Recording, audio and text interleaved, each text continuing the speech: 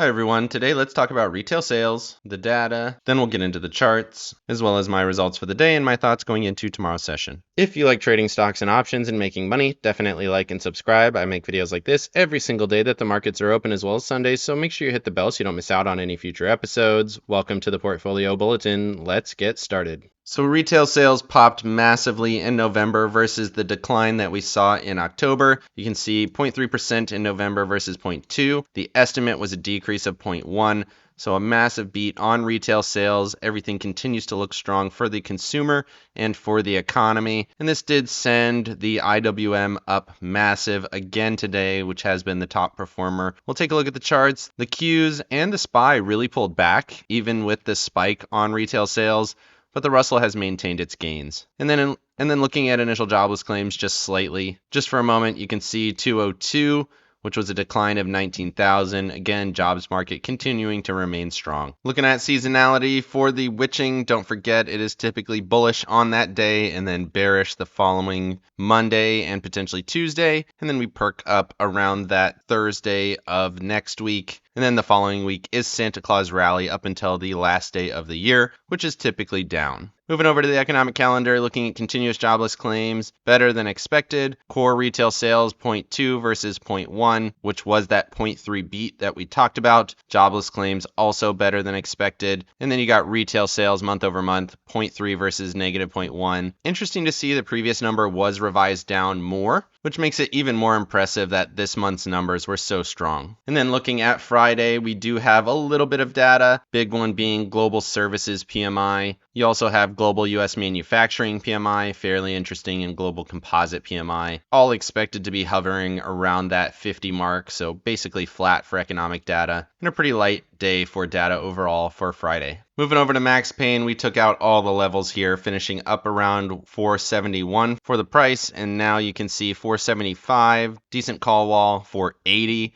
and I would have never guessed we would have got this high this week. Pretty crazy. You can see the top of the puts sitting up around 477 now. Absolutely massive move higher this week. Total options, 6.8 million. That is a lot. Put call ratio continues to stay very high, which is allowing markets to continue higher in my opinion. Moving over to the charts, starting off with the S&Ps, you can see that big pop on retail sales, and then we kind of fell through the early and mid session, and then we bounced off the 21 into the end of the session, managed to hold above 470.80 and above that trend line. You can see that major trend line we talked about in yesterday's video. It marks a lot of important tops over the past several months, and we did gap through it. We ended up testing it and holding, so that is technically bullish, but this also could be an island setup. We gapped higher, held in the zone, could not continue on a gap and go style move, and you can see we're down just a little bit after hours. If we gap lower and get an island reversal at the top of this absolutely colossal run, you can see we are up about 15% from those lows, which is an absolutely massive run, and it would not be shocking to me if we pulled back at least a little bit. You can see just how extended we are off that 9-day moving average, currently sitting about 2% above it, which is pretty decently extended. RSI super overbought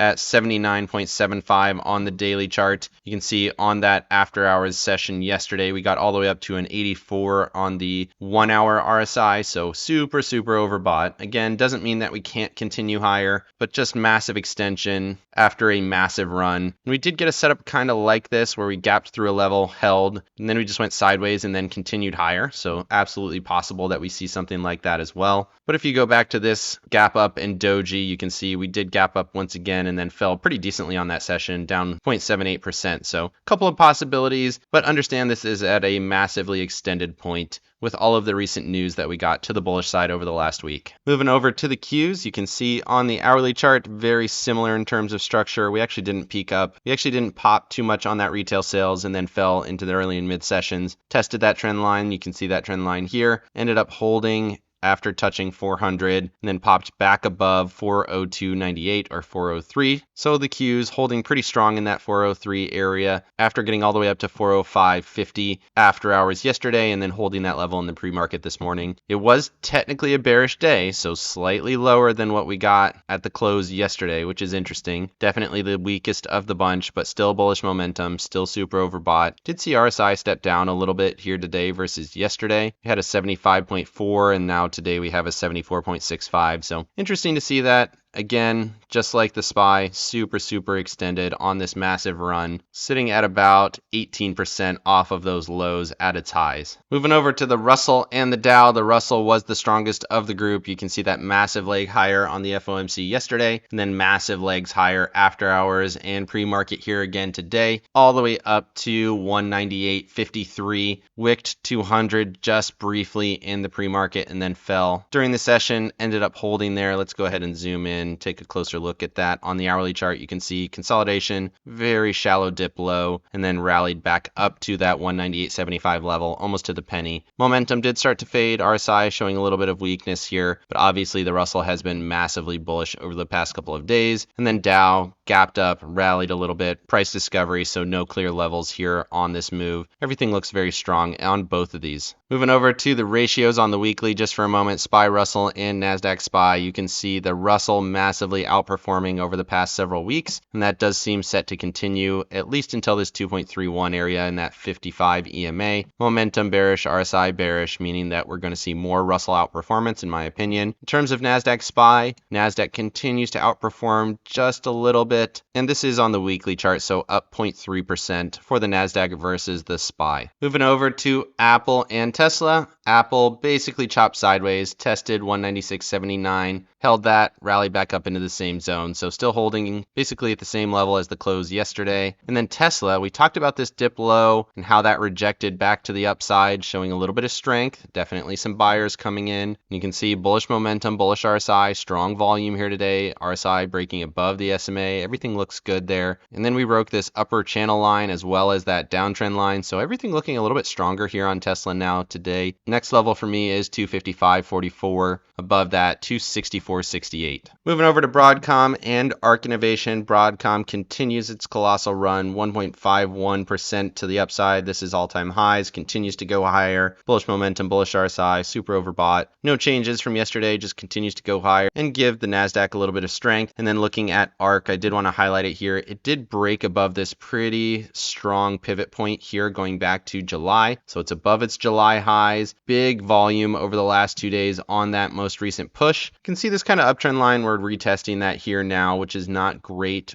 We did chop through it over the past couple of days, and then strong day yesterday, and then gapped through that major level at 52.32 at 50.32, and now we're back up to 52. Next level 53.91, and then above that 57.54. That 53.91 is pretty interesting. You can see that absolutely important pivot point going back to August of 22. If it gets above that, ARK Innovation might be in a true bull run here after this breakout of this consolidation over the past several months. Moving over to staples and discretionaries, we are absolutely in a risk-on environment. We got staples falling quite a bit, 1.47% after getting very close to that 200 and the 72.50 level. And then you got discretionaries gapping up and going higher. Makes sense with Tesla rallying here today. Bullish momentum, bullish RSI, strong volume as it continues to accelerate higher. Talked about 180.10. I would expect to get there tomorrow. 185.36 is my next level to the upside. Moving over to transports and industrials. I've been talking about these for a while, but they continue to go higher every single day. Gap and go here today on transports, gap and go on industrials. Industrials at all-time highs, so we have no levels to the upside, just continues to uptrend really strong. Big volume, big momentum, everything's good there. Transports next level is 267.18. That is your peak high here from July, beginning of August. It does seem like we're going to get there at this point. Obviously, everything's still super overbought,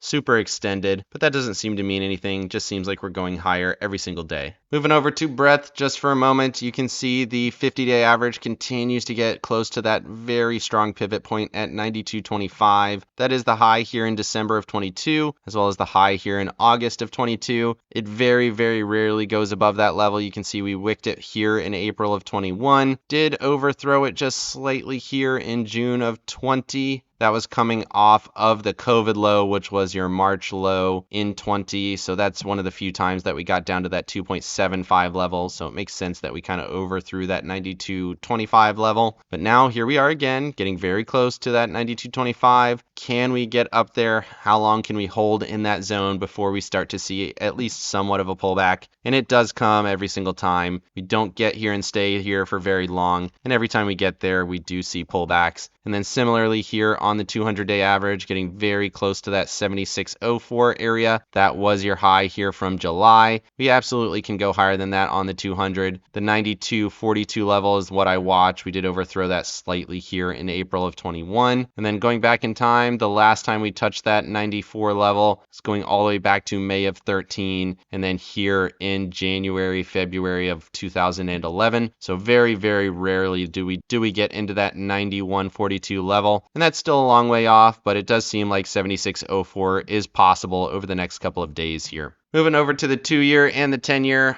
obviously these have been cratering after the FOMC news yesterday. They continue to go lower here again today. 2-year yield got almost down to 2.25, didn't quite get there, and then did show a little bit of strength in that area. Interesting. And then you got 10-year continuing to break down, broke below 4 here today. First time we've been below 4 going all the way back to August of 23. We're below all of the EMAs and SMAs. Next level for me, 3.75. We'll see what happens there. It is worth noting that we did get into oversold conditions here on the 10-year for the first time in a while. Still bearish momentum, doesn't mean that we can't go lower, but it is worth paying attention to. This has been a massive run and a massive meltdown. Moving over to the dollar, massive leg down once again. Obviously, it's expected coming off of the FOMC comments. We expect lower yields, which means we expect lower dollar. Continues to go lower. Got into that 102 area like we talked about in yesterday's session. Did overthrow it. Did hit that trend line just for a moment. Very important trend line. Touched it. Held that level. Momentum still says we're going lower. RSI still technically a stronger RSI level than this low here in November, which is interesting. So you have clear divergence, much lower prices, with RSI being a little bit higher on this down move. Definitely interesting. Doesn't mean that the dollar can't continue to go lower, but we're starting to see those signs of reversal on the dollar and on yields. Moving over to JNK and TLT, obviously another massive move higher with yields going lower like we already looked at. Big leg higher yesterday, gap up and held at that next level, 94.82. That's a pretty important level. You can see that is the wick high going back to February of 23. If you can hold that level, definitely would be very strong. Next level is 95.61.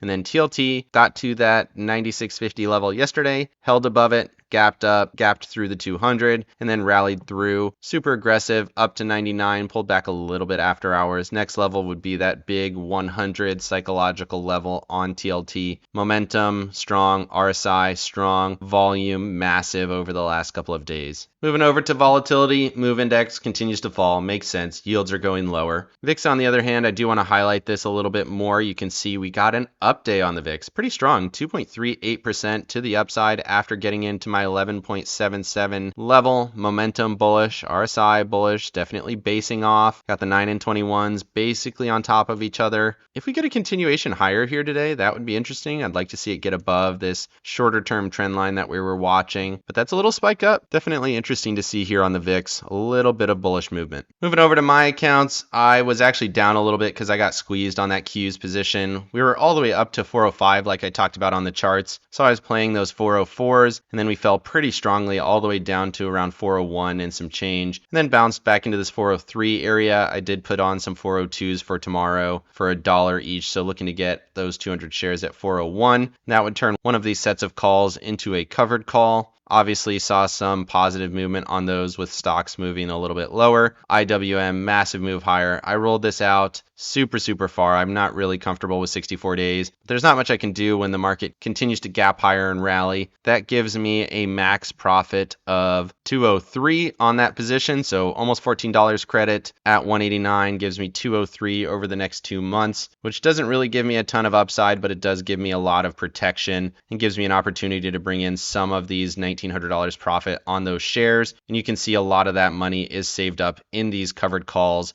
as I've continued to roll these up and out to try to capture some of that profit. So looks like I'm going to be sitting on this position for a while. Not super bummed about that because the IWM has been so strong and I have a massive credit there, which should give me some insulation over the next 2 months or so. I don't know if I'll hold it for the whole duration of that, but we'll see. And then, like I said, on the Qs, got my 200 shares, got my puts for tomorrow, and then still holding these really long dated calls, as I do think we are at least going to see some pullback. I don't know how that's going to materialize, but we did see a little bit of weakness there today. Again, everything still looks bullish, and I am positioned bullish, just a little bit more conservatively. Let me know down in the comments section what you thought of the retail sales data, or the massive moves in markets, and then the NASDAQ lagging all of the major indices here today with a slight move down. Definitely like and subscribe if you got any value out of this video, and make sure you hit the bell so you don't miss out on any future episodes.